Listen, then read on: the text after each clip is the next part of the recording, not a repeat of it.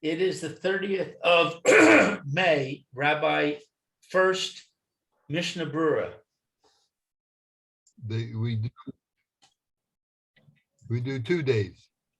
Right. We're in Simon Test Sadi Vav, second day Golas in the Machaber, right? They everything that's also on the first day is also on the Sani. It's an exact duplicate of the first day.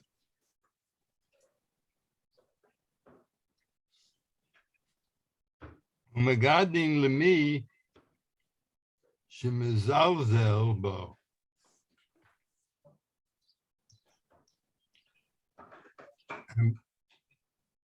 Megadin means to Excommunicate a person who is mezalzel in the second day Yom Tov. Ve'im hu tzurva rabbanan ein machmirin legadusa. Ella malkin asa.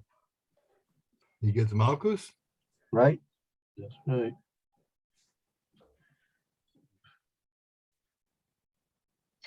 What is this Lin Doso?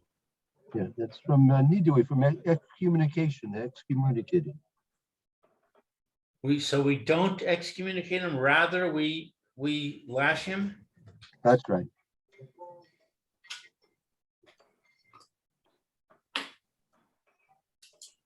That's right. Let's see the Mr. Brewer here. In Megadin.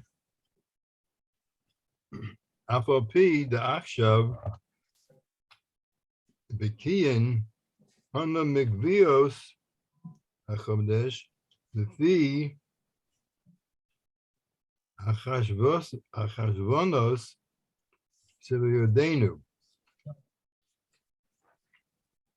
Umikon Makam Chashashu Hachamim Shema Marav Hatzaros Hatal Tulim Begilosenu Yishtachach Achoshvin V'yavo'u Lasos Chaser Malo Umilo Chaser La'achla Chametz B'Pesach. So he's explaining here that even though right now we now have a fixed calendar, we're Bekiyas Achodesh. We're experts in the fixing of the calendar of the Rosh Chodesh.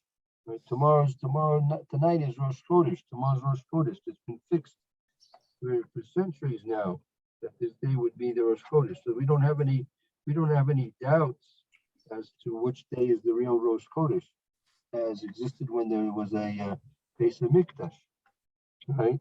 Nevertheless, the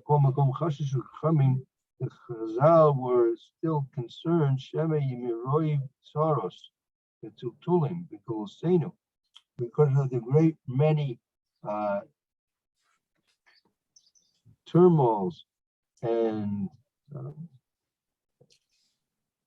journeys that we had to take in our gullus, in our exile, in the diaspora, we would forget the cheshbon of keeping the months. We'd make a month that should be only 30 days. We'd make it 31, and normally a 31-day month, we'd make it chassid to make it 30. And by making these apparently minor mistakes, it would be has v'sholom that we would come to eat chametz on Pesach. But aren't we in charge? I mean, if that's what we declare, we declare. No, but that's no point. We can't declare anything. We don't have a Sanhedrin. We can't. Oh, not anymore. Oh, but I mean, at the time that we had a Sanhedrin, that's what they did. Yeah, so that would be fixed. We would be fixed according to their declaration, correct? But we don't have that advantage. But if they got confused about the information, wouldn't that invalidate their ruling also? No, it wasn't based on information, it was based on the testimony of the Adim. The Adim would come and tell them when they saw the full moon. But didn't they have constraints? Because they knew when the molad actually was, and they could only vary a certain amount from the actual molad? Yeah, there were times when the Adim wouldn't come, for example. Not every time did Adim come, right? Sometimes they would come late, sometimes they wouldn't come at all. So then they'd have to rely on the system of how long the lunar month was, right? So is the assumption that as long as the Sanhedrin was established properly in Jerusalem, that they would not get confused? Yeah, basically, that's right. Yeah, that is true. Right, just like they had the years of Shemitah and Yovel. They kept the track of which years were Shemitah, which we had to keep which years of Shemitah without confusion. Right, but now we've lost track of Yovel. Yeah, that's right. We lost that. Correct.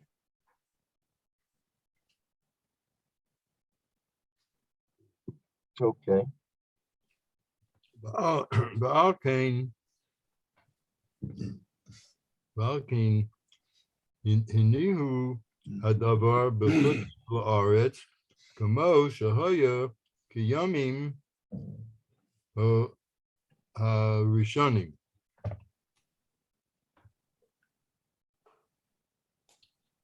Therefore, they left the matter in Chutz La'aretz as it was in the ancient earlier days, that they would keep 2 days, right?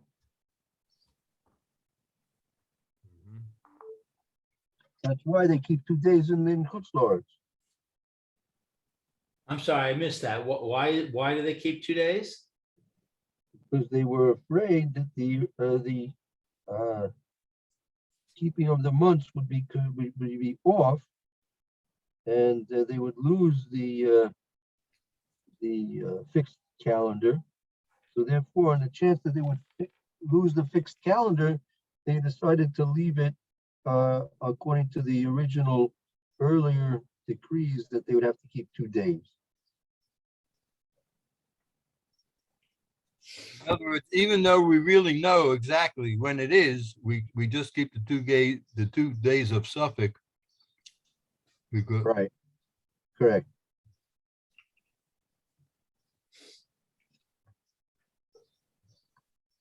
Okay, let's see Sifkat base. Misha Mazalzabo, someone who's going to disregard and treat lightly the second day Yom Tov. the me Mizalzabo bemazed on purpose. Right. Rafilu Zozabo bedavar shehu mishum shavus o bischamim the rabbanon.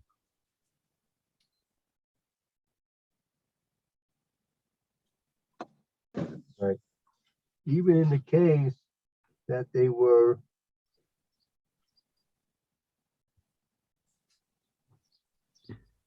the Zazo in a shus, even in a law which is midrabanan. Okay. Oh, even though it's midrabanan now. Right. Correct. Nami megadin asa the kosfu v'acharanim the afilu chilu al yedei. What is that? What is that abbreviation? Akus? Right. The Kosva Achrona Filu Yichala Ale Akum Nami Hu Benidu. Even if a person's gonna in a Mechal, the Yom Tov Sheni by, let's say, Amir La'akim. They'll have Goyim do work for him. Chomash, He's so also- also Birishon, also B'Sheni. That's right. It's exactly the same. There's no leniencies acted on the second day Yom Tov. It's all the stringencies of the first day transferred to the second day as well.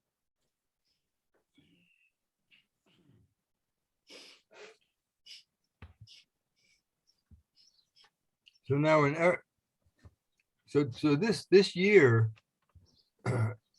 Yom Tov comes out Motzi Shabbos. Right. So we either have to cook on Shabbos. I'm sorry, we either have to cook on Yom Tov or we have to cook before Shabbos. Right. You have to cook before Shabbos. There's no getting ready for Yom Tov. Right. But when we're cooking for Shabbos, we can have kavanah that we're also going to take half of it for Yom Tov, right? I mean, we could do.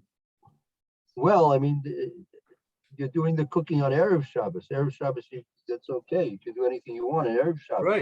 Right. But you can't put you can't heat something up on Shabbos anyway. It's you know. Right. So we have to follow all the laws of Shabbos. So Well, you can heat up dry things on a blech. that's right. You can do, but you can't if you want to have schnitzels. So you can't make schnitzel, rewarm schnitzels on Shabbos for the sake of Yom Tov. That you can't do. Right. Right? What you can do is you can, if you want to have a roast beef and want to call that your chulent, so you can have like your regular chulent, and then you can have a roast beef with lots of potatoes and vegetables in there, and you can take your vegetables and potatoes out of the roast beef on Shabbos, and then you can keep it there still on the blech, on the fire, warm throughout the Shabbos, and you have it nice and hot on Yom Tov. Otherwise, you might be in a little bit of a fix trying to warm up a lot of food on Yom Tov. Right. You may not have. You wind up eating very, very late. Yeah. If you start after Havdalah. Right. Yeah, that's true. That's right. So you have to plan your menu properly for Shabbos, and because so if you want to have soup on Yom Tov night, Motzei Shabbos, so it's going to take a bit of time to warm that up, right? Right. But if you want to have a roast there you can have a nice beef broth. If you like beef broth, you can have a nice beef broth that's left over from Shabbos and call that your Yom Tov soup. Yeah, I'm getting hungry already. All right. Okay, let's continue on a bit. We have a few minutes left. V'nisbarer poskim the Yom Tov Sheni Chamar b'zeh miyom Tov Rishon. That the second day is stricter than the first day. Yeah, well, how does in what way is that? Yeah. How does that work? The b'yom Tov Rishon ein megadin rak ba'over al isur d'oraisa. Avo al shavus the rabbanan ein megadin rak malkin asa because mardus ma she'ein kain biyom tov sheni. Right. If a person would be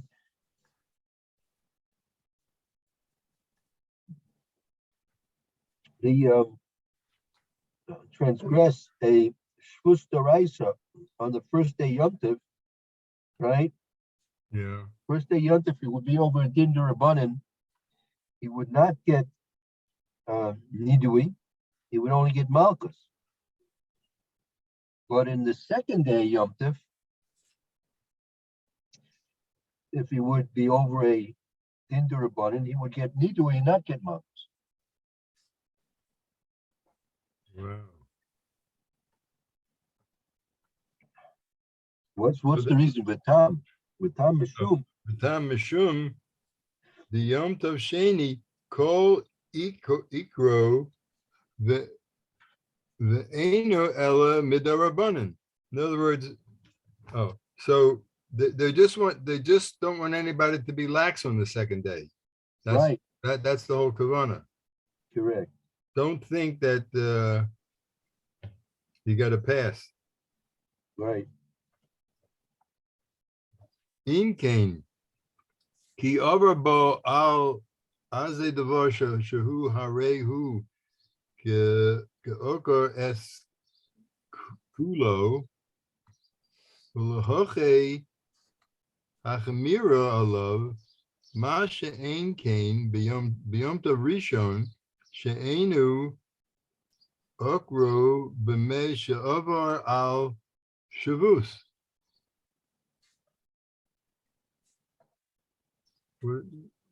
What is this saying?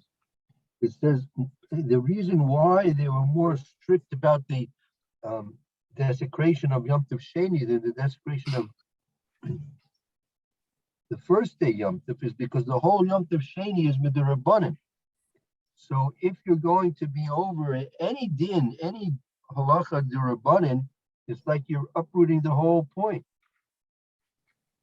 Right. I don't get that. What do you mean you're uprooting the whole point? The Rabbanan, the Chazal told you to keep Yom Tov Sheni, right? Right. So if you don't keep any of the laws, however slight they may be, of Yom Tov Sheni, what you're basically saying, right, is that what Chazal said is not important. So if you uproot one thing, you uproot everything. And how is that different from not keeping a derisa? No, because on the first day where you have dini derabbanans and dini derais, if a person is transgressing a din derabbanan on the first day, so he's still preserving the essence of the day of being derais. But on the second day, which is entirely derabbanan, by uprooting the derabbanan, you're uprooting the whole basis of the day. The day only exists because of the rabbanan. So you're throwing everything out. Right. But if you violate a derisa on the first day, isn't that even worse? No, because when a person's going to violate a deraisa, right? So the essence of the day is still preserved, right? He's violating one particular aspect of the day, but he's not uprooting the whole essence of the day. In contrast, on the second day, since the whole essence of the day is the rabbanan, right? So by transgressing a din rabbanan, he's making a statement that what the rabbanan are commanding him to do is not binding. So if he's not bound by one din rabbanan, he's not bound by any din rabbanan. In contrast, by a deraisa, if he's going to transgress a particular aspect of deraisa, so that doesn't uproot all the din deraisa, all the laws of deraisa.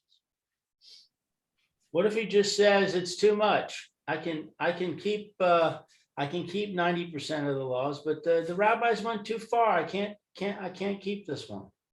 You excommunicate him. But I don't see what the point about he's uprooting the whole thing. He's not uprooting the whole thing. He's keeping 90%. What's the difference between that and if he says, there's one derisa I can't keep? Because the whole essence of keeping the day, second day, is because of what the rabbis have decreed for you to do. Because it's only the Rabbanan. Right. The whole basis is the Rabbanan. There's no deraisa here at all. Everything is the Rabbanan.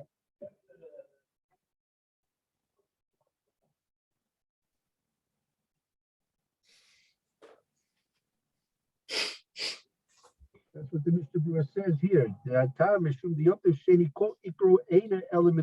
whole essence of the second day is midrabanan. If so, he overbo al ezedover shuhu. Therefore, if he's going to be transgressing anything about it, harihu okores kuloi, and therefore it's like he's uprooting everything. It's like he's going against he says, I can put up with everything except 10% of the Rabbanim. So he's making a statement that he's on the same level as the Rabbanim. He's being as smart as Chazal are. So if he's going to uproot the whole basis of Chazal's power to declare what he should do and not do, so then nothing is preserved. Okay, we'll have to pick this up tomorrow. Hey, Okay. Oh, okay. 1 second. All right, so we're going to continue. thank you, Rabbi. Sheharei ba'as. Okay, very good. Hope to Okay. see you all tomorrow. Mitzvah Shem. We'll go over this again tomorrow.